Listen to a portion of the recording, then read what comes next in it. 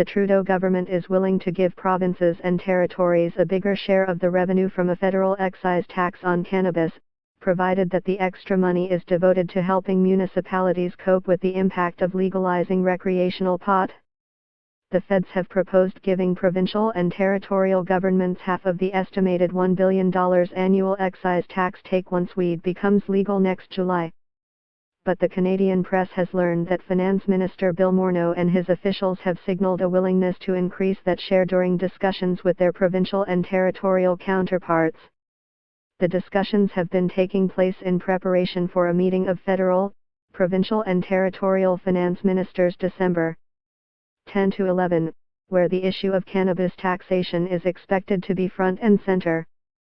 Any increase in the provincial share will obviously mean less for federal coffers. But precisely how much less than 50% the federal government is willing to accept has not yet been revealed.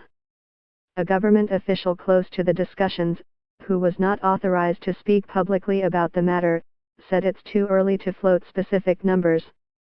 The final decision will rest on an assessment of the needs of the municipalities and a willingness by provinces and territories to agree to devote the extra revenue to those needs, the official said.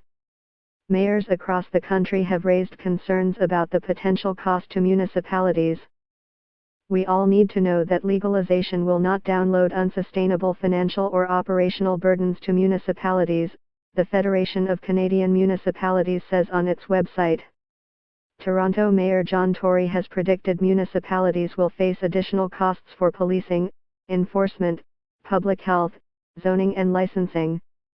He wrote Ontario Premier Kathleen Wynne last July, asking her to consider dedicating a portion of provincial pot revenues possibly through a special levy to municipalities.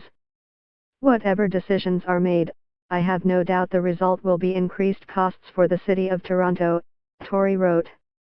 The federal government is sympathetic to the concerns of municipalities, the official said. Under the current proposal, the federal government would impose an excise tax of $1 per gram of marijuana or 10% of the final retail price, whichever is higher, with half the revenue going to provinces and territories. Federal and provincial sales taxes would be applied on top of that. A one-month public consultation period on the excise tax proposal closes on December 7, just ahead of the finance ministers' meeting. Premiers have been complaining since early October, when Prime Minister Justin Trudeau first unveiled the excise tax plan, that a 50-50 revenue split with Ottawa is not good enough.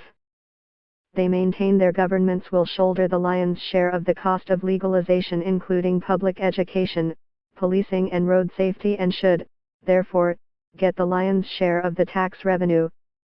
Coordinating cannabis taxation with the provinces is crucial to the federal objective of drumming organized crime and gangs out of the illegal pot business and keeping marijuana out of the hands of minors.